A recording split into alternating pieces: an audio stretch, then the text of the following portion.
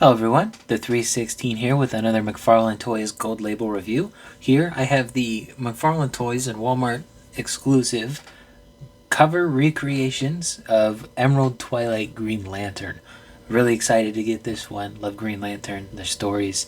And this one is supposed to be a cover recreation of Green Lantern Emerald Twilight 2. Such a very infamous, iconic cover. You know, Hal Jordan goes bad, comes evil. But yeah, really excited to get into this one. The figure looks pretty good. It's almost all reused. There is at least 3 new parts, the hands and the head. But let's go ahead and crack it open. Before I get into the actual review, I just wanted to show how it came packaged. So you have the figure and all the accessories up top, and then you have the art card stand, and then you have this thick piece of cardboard here. This thing is, like, this could hurt someone. Alright, let's take a look at the accessories proper. So, first of all, he does come with the trading card here, which is a card of the cover here. And on the back it has the Cover Recreations logo there.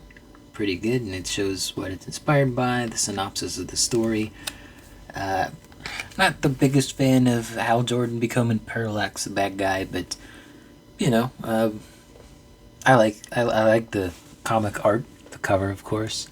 And, you know, it was something interesting to do with the character, at least. But he comes with these Green Lantern effects we've seen plenty of times. It just goes in the fists mostly. And that fist does have the lantern ring on it. But it would slot in like that. And there's one for each side. But not sure why they were included with this figure when it's supposed to be a cover recreation.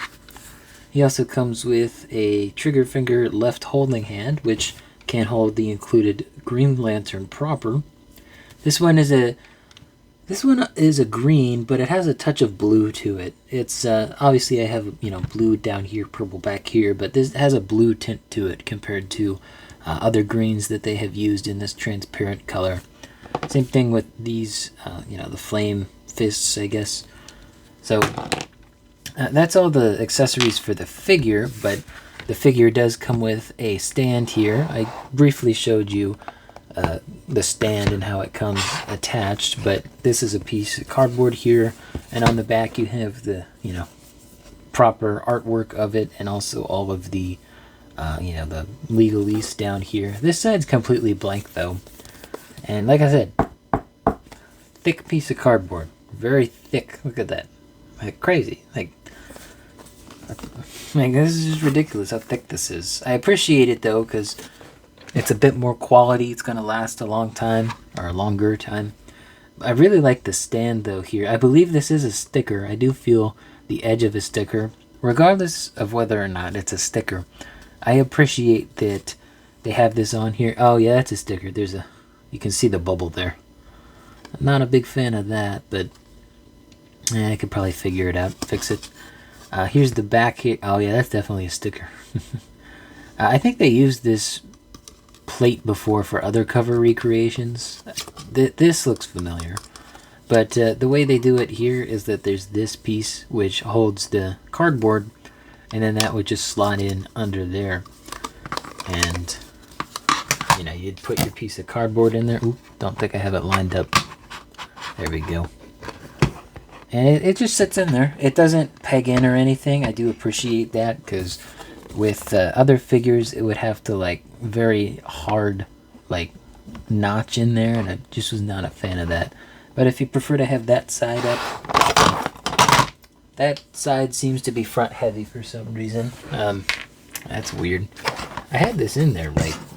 Like, it was definitely latched in.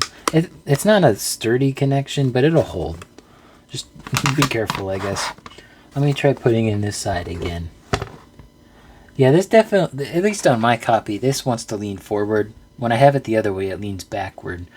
The stand does have 1 foot peg, which I did have some trouble getting Hal Jordan in there. Like, it doesn't want to stick in there properly, but now it's time to look at the figure, and I think this is where, you know, shines the most here, because they actually included 3, okay, I'm just going to swap this. Like this. They actually included 3 new parts here. The 2 hands with all the lantern rings on it, and this Just absolutely disgusting looking smiley head for Hal Jordan. I love it. It just, this is the one time that a bad looking smile head sculpt actually benefits a figure because, it's supposed to be recreated in the cover here. And they did a great job with it. Like, it looks good. It's not, completely perfect, completely accurate, but again, just such a good job on those head sculpts. Props to Mcfarlane. And then same thing with the lantern rings on the hands there. The paint work on that is exceptional as well. Like, all of the green bits are green. Nothing looks oversprayed or undersprayed. There's just enough of that green on each finger. There's, I think, 6 rings on this hand and 7 over here. I do have my black light, which it does glow. It's not glow in the dark, but, if you wanted to add some more sinister look to it, it's pretty creepy like that. I like it. But what I really like about this figure is all of the paint work that they did on the front of the figure. There is no paint on the back of the figure other than, if you see it from the side.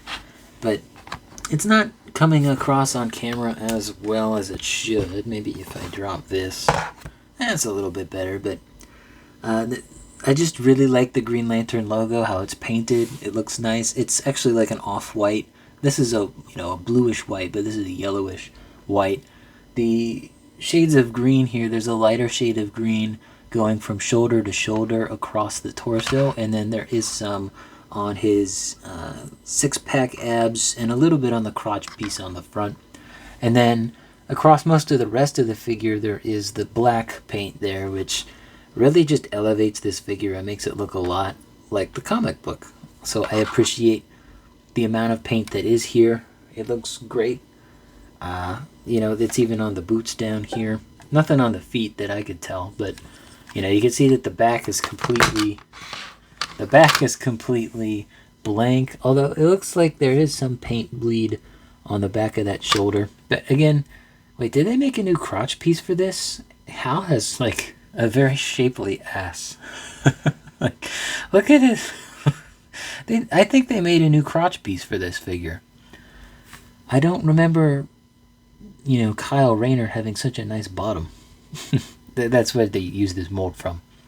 But yeah, he's got a butt on him, and we gotta get a close look at this head sculpt because it is okay. He's not standing up well. Let me put him back on this stand here, and then get a better look at that face sculpt. Like, get a look at that face sculpt. Like the way the eyes look off to the side, the really creepy looking smile. This thing is just awesome. They did such a good job on this head sculpt. It's not, again, completely perfect, but man, they just did such a good job on it. I absolutely love how it looks. From this side, he kind of looks like the character, the Creeper, Jack Ryder. But yeah, the hair, the way it's, off to one side, it looks pretty good. If they ever do a Jokerized Green Lantern, I definitely think they're going to reuse this head sculpt.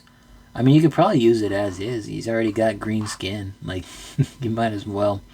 But yeah, that is molded in this green color. I don't think it's painted, although it kind of feels like it is in a way.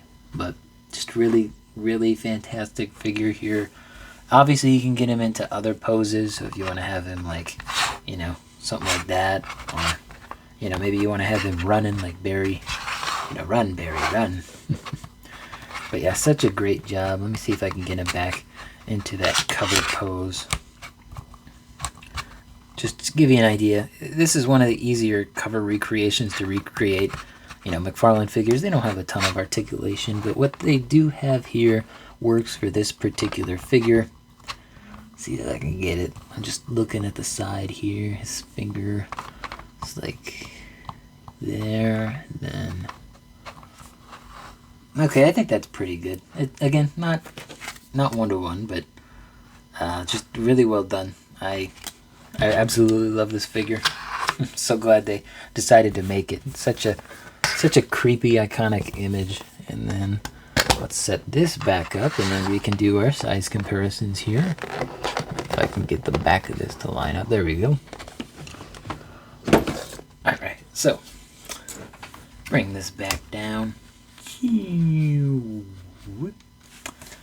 The Green Lantern figure here, he stands at about 7¼ inches tall. And then the back here of the cardboard, it's just past 10½ inches, just to give you an idea. And then I might as well do the depth since I'm here. Depth is about 5 inches or so. But size comparison time, I'm only going to do one this time. I felt only one figure was appropriate to put next to him, but we got Parallax, Glow in the Dark. These always fall off. But yeah, you can see the progression from being crazy to being evil. But I definitely think this figure is worth it just for the visual alone. What is included here for the, I think it's $29.99 price point. Might be $39.99. Pretty sure it was $29.99 though. Might have been more than that with shipping. I'd have to double check, but I definitely think this figure is worth it if you love Green Lantern, the Green Lanterns like I do.